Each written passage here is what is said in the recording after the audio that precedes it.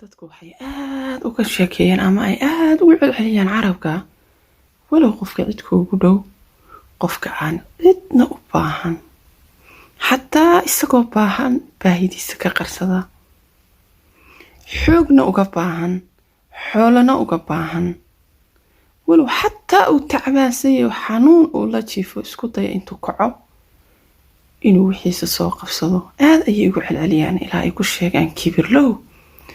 qof kibir badan iska weynayn badan dadka aan jeclayn dirashada dadka bal haddana waan baahday xoog iyo xoolaba waan uga baahday waxay arkeen anoo jilicsan haddana waxay leeyihin baahi badan dirsasho badan kala taaltaalo